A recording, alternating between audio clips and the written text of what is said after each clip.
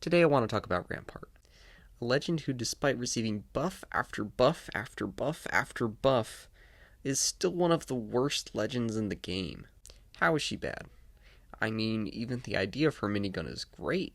Who wouldn't want a free third weapon with 170 rounds, the ability to wipe entire squads and level cities? Not to mention you could pop up cover anywhere you'd like, and with a passive like...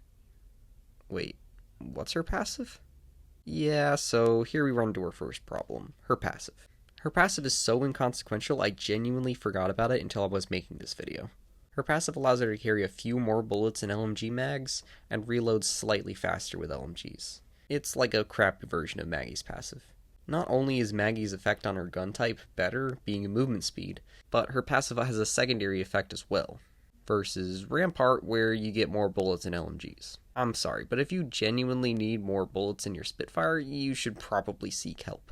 Okay, her passive sucks. So what? The rest of her kit is great. Well, almost. You see, Rampart has one problem much bigger than her passive, and that is, Rampart is slow. Like, really slow. To give you an idea of how slow, her ult takes 1.8 seconds from holstered to shooting, and roughly 1.6 seconds after her purple upgrade. To put that into perspective, the Kraber, which has the longest switch time in the game, takes about 1.2 seconds, and the base R9 only takes 0.5 seconds. That means you can pull the R9 out 3 times faster than Sheila, after her purple upgrade. It doesn't matter how strong your gun is if you're lying dead on the floor because you had to wait almost 2 seconds before you were able to use it. Her ult is not her only slow ability. Her tactical is also very slow.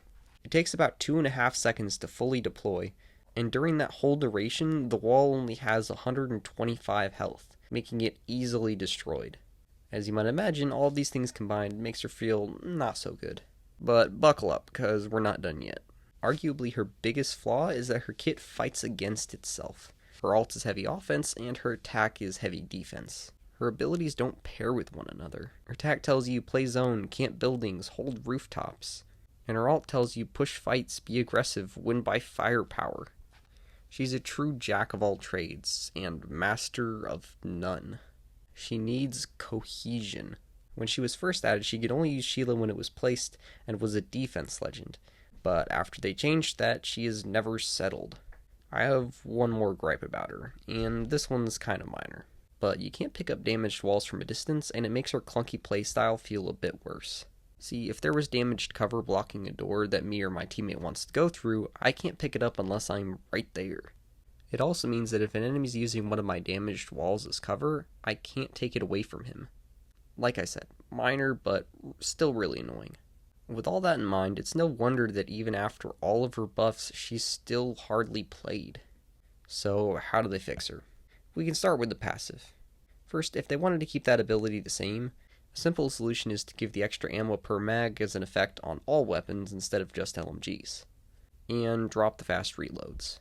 Or they could give her a new passive, like being aimed down sight with Sheila or while behind an amped wall gives threat vision, or speed boost when running towards amped cover or behind amped cover. As far as her ult goes, despite the fact that it's slow, I don't think they should speed it up. For how strong it is, I think the timing on it is appropriate.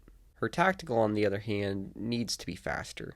Something like going from 2.5 seconds to 1.5 or 1.25.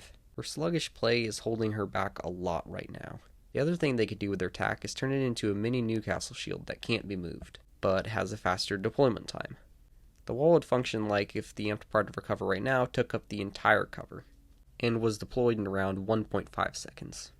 It could still have the trait of blocking doors it's placed in front of. Instead of having 175 HP like the current amped part of the wall, it could have 300 or 400. Probably 300, 400 might be a bit much.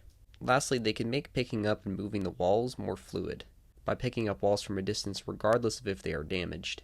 I think this is how they improve Rampart, how to finally give her a buff that counts. Notably, if they did give her an update, or a new passive like this, and gave her a full-sized amped wall, she might be better off put into the assault class, which she borders on the edge of anyway, so that may not be a big deal. Rampart is a character that is so close to being good. All she needs is a few changes to go from jack of all trades to a force to be reckoned with. Hey, thanks for staying to the end of the video. If you liked it, consider liking and subscribing. Let me know what your favorite or least favorite part of the video was, and I'll be trying to release a video like this about every week. And I'm out.